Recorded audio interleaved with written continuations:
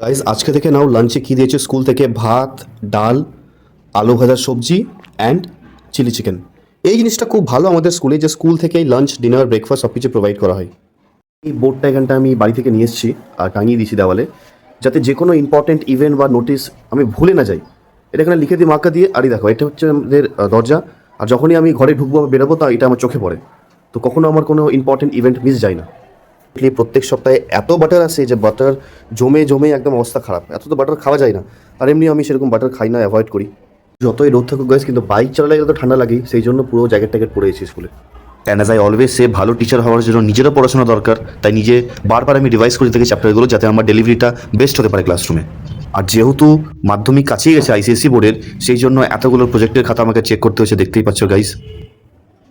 আজকে রাত্রে ডিনারের জন্য স্কুল থেকে দিল রুটি, তার সঙ্গে চিকেন, আলু সেদ্ধ আর ডাল। That's one of my favourite mill.